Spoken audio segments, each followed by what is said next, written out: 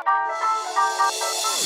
they race up towards the line. Russell's going along like a winner. With a photo finish between second and third. Oh, it was close. Welcome everyone to the SmartB Racing Update. We've got a huge weekend of racing and I've got Jo joining me as we cover features across the weekend. Jo, how are you doing? Good, really looking forward to this big weekend of racing. Yeah, it's huge. We do kick things off at Moonee Valley, which typically speaking, you want to always be looking for leaders and quite a few features at Moonee Valley on the Friday night. So 5 all up and yeah, it's really intriguing night of racing and a very, I'm sure, quickly run 955-metre sprint as well in there. So we'll get started. Race number 4, fee and stakes. Interesting here. We've got 4 runners. So really small field engaged and Pride of Jenny and Mr. Brightside meet again. I'm really keen to see how this race plays out. Antino and Attrition in for is the other one. So, yeah, I found this one interesting, Jo. I thought Pride of Jenny, perfect setup here. I thought she was excellent last start, facing the breeze, and she'll lead this group. I did read an interesting stat today that said Mr. Brightside has beaten Pride of Jenny twice when getting a toe into the race, and when it hasn't got a toe into the race both times, it has not beaten her. So, yeah, probably can't see a toe into the race here. They might just race in single file.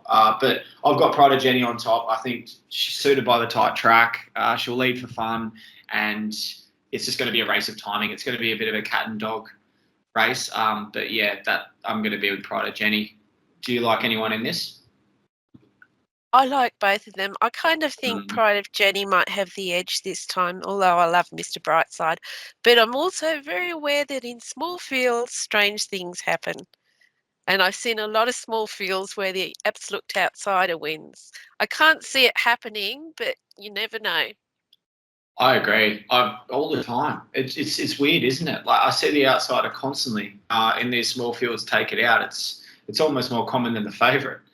Which doesn't fill me with confidence if I'm going to be with Jenny. But yeah, Mr. Brightside's a star. I was on him last start, but there was very little between them, and I'm glad Pride of Jenny did bounce back. So this is just going to be a race of tactics. But yeah, as you said, I think the setup here for Pride of Jenny, straight to the front. Mr. Brightside probably won't get a toe into it unless the timing's perfect. But then again, Craig Williams aboard Mr. Brightside has timed him to perfection many times. So yes, very little between them in this one. Scarborough Stakes I'll just briefly touch on. We don't have a selection here, but GG Smith's Truth is the captain as the favourite of the field. It was a huge run. It was $9.50, and coming across from Tasmania, it was half a length off drifting. So interested to see what that does here. I just thought I'd mention it briefly. Barrier 4. It's a very intriguing runner. It put together a big picket fence back in Tassie and certainly measured up here in its first look in Victoria. So intriguing runner there. Good to see Anisa back.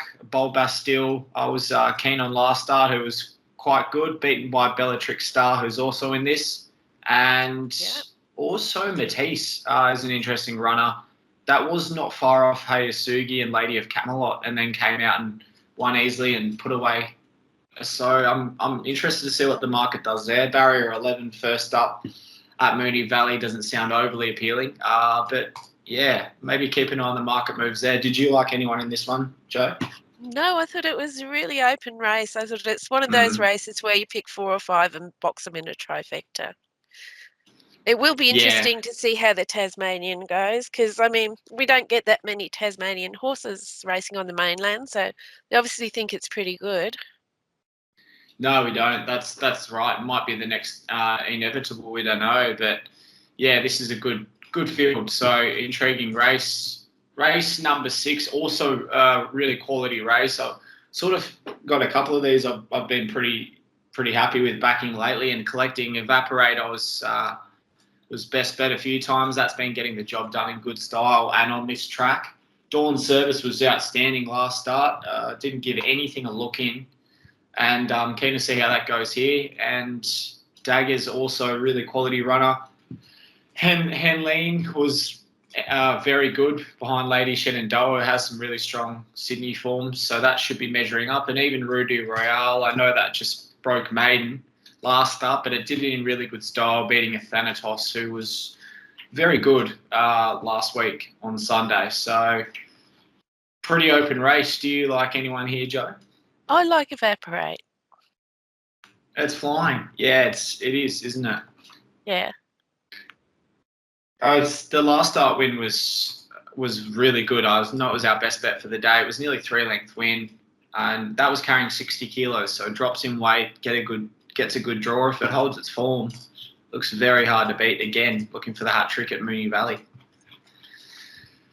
Race number 7, we've got the Manikato Stakes. This is a cracker. I will admit, I'm a little bit surprised Growing Empire's gone up favourite. I was really keen on it last start. It was a superb win, but this is a decent leap in grade. I Wish I Win, one of the best sprinters in Australia. Barrier 12 and Moonee Valley, that's the question, Jo. That's the question. And a back marker as well. So I'm sure whoever's with it's going to be holding your breath for pretty much the whole race. But I've got I Wish I Win on top myself. I think if it gets a toe into it, it'll win. If you look at its SPs in some of the best sprint races in Australia, it's usually very well respected. Just missed Bella Nipotina twice earlier this year, which is as good of a form as you can get. End of last year, missed Think About It narrowly and missed a Brightside. This is the clear class runner of the race. Estriella is the up and comer. Had no luck when it was wide, fresh behind Mornington Glory. Hayasugi also out of that same race, and V8's also resuming. It's quality runner. It was really good last prep. Put together some huge wins, and even Coleman really in the mix. Last start wasn't far off Manoa and Traffic Warden, and just missed Lady of Camelot last prep. So it's a really good field. Do you like anyone here, Jo? I like a lot of them. The thing that I looked at as my each way bet for value was V8. I was very impressed last time in. And first up, no idea, but he did win first up last campaign. And when I had a look, I don't know what the price is now, but it was about 10 to 1. And I thought that's a nice each way bet. Yeah, he trialled really well, and he just missed Mr. Brightside and Pride of Jenny last prep. He beat Southport Tycoon on this track. So, yeah, I can see a case. Very quality runner, and the trial was excellent behind Katsu. So, yeah, $10 looks a good price. I think that and Coleman are the two that will probably give you a good run for odds.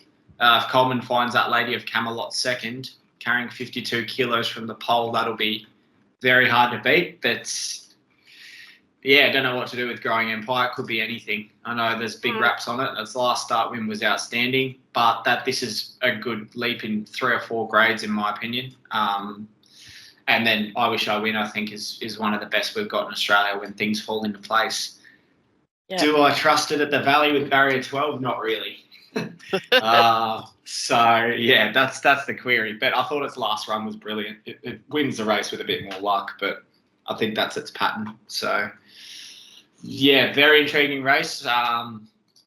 Interested to see how that plays out. And last of the days, also a good one. Last of the night, the Ladbroke Stock Stakes. Grinzing, a Bell, really good win last start, bolted in. Jenny Lala's the one I was keen on here, Jo. I thought the form lines are great from last prep. It went to the paddock with a 4th behind another Will and Here to Shock. And, yeah, we've seen both of those horses winning and winning well. So first up was 2 lengths off Zougotcha and Samana. I think it's a class runner here. And Barrier 4 should be very hard to beat in this. Our Safina, that's from the tracks that you cover. Bit of a WA. Yeah, so interesting. What do you make of our Safina in this? I was quite impressed with its last run where it came 3rd because it was caught wide, and I think the track was heavy. I think she'll go well. Yeah, she could. For those who don't know, she had a big picket fence going, and then sort of just tapered off a little bit form-wise. But she was in some strong races without a doubt, and Caught wide behind the favourite in this first up. So, yeah, every chance of turning the tables here. And Blake Shin does stick. So, interesting. Those two out of the same race. And Jenny Lala was also from a different form line, just off a quick freshen up behind another wheel who we've seen win again quite nicely. So that wraps up Moonee Valley. We've got some features at Rose Hill on Saturday and Sandown as well. So we'll get stuck into Rose Hill first.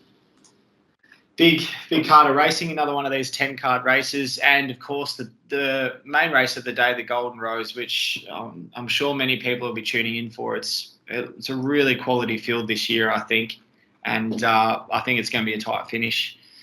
So a few features here at Rose Hill. The Stephen Quality is race 3, Heritage Stakes is race 5, and the one I'll touch on is race 7, the Golden Pendant. So Samana and Amelia's Jewel seem to match off here. Do you have an opinion of either of those, Jo? You got anyone for this one? Again, I like Amelia's Jewel, the XWA horse. I don't know. Over there, she was a star. I like her, and I also like Tropical Squall, the top 8, number 1.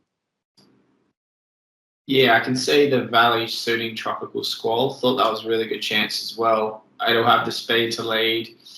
Might be able to pinch it out in front. I thought Amelia's Jewel was really good last start, and that was behind Royal Patronage, that's good form. It's been franked since. So yeah, with Fangirl. Yeah, absolutely. So she'll run well here. I thought you might still be holding the grudge for your last leg for the multi. I know, that cost me a lot, that horse. Maybe she can make it up to you here. 7th leg of a multi with everything else ticked off. Yep.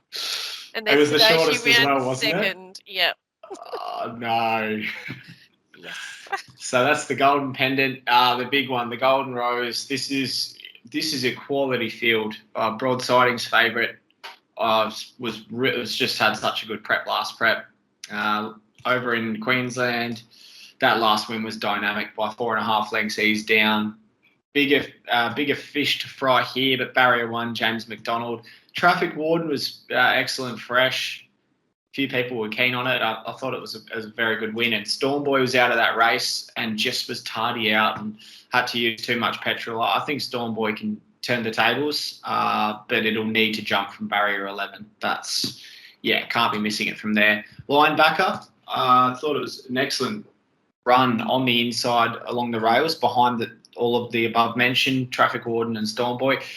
Yes, it saved a heap of ground, but it hit the line with a stack of speed. I thought it was the eye catcher of the race. My only knock is, it just depends if it wants even further than this, but that was definitely one to follow from that race, and then you go out to double figures. So, there's 4 chances in the market here, Joe. I found them really hard to split. I do still think Stormboy can turn the tables on a few of these. I think his main challenge is obviously broadsiding, and it's pretty hard to line them up with broadsiding with a different form. But I think that's the Quinella, in my opinion. Linebacker is going to be charging.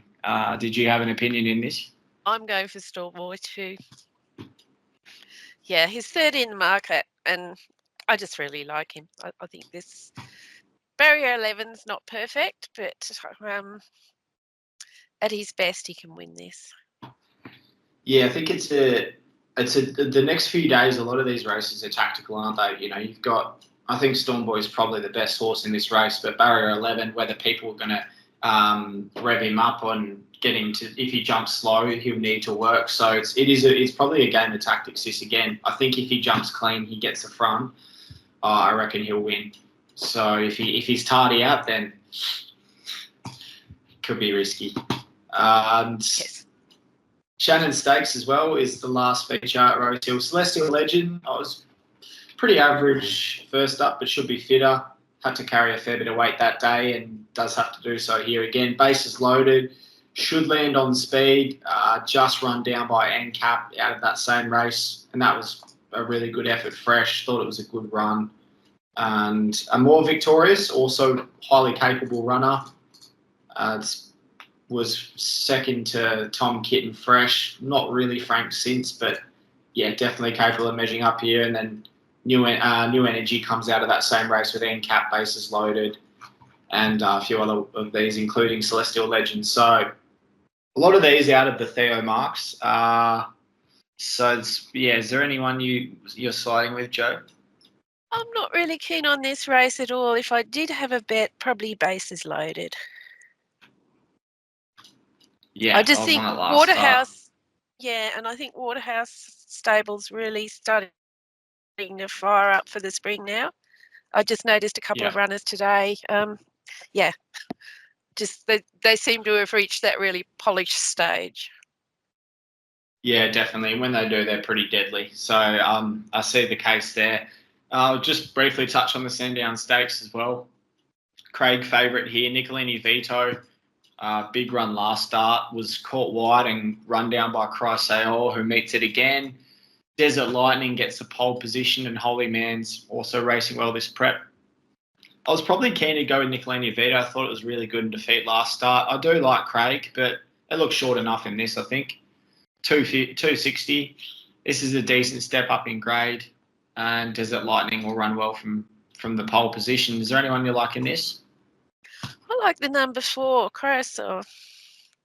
Again, it's a good win. each way price. It's about 10 to 1. So yeah, it was a good return win. The market didn't expect it, but yeah, it was really good. Swamped them, so might be able to do the same there. We've got in your homeland, Jo, or where I live, but where you cover, Toowoomba. So I'm Brisbane, but yes, close enough. Toowoomba, we've got the Carp. Caboche favourite, James Orman Warlot's always a hard combo to beat in races like this. He hasn't missed the placings aboard. A Red Wave from the Tony and Madison Sears stable. Doesn't win out of turn, but looks a pretty good race for it. Was a length and a half off the favourite, so should be far away.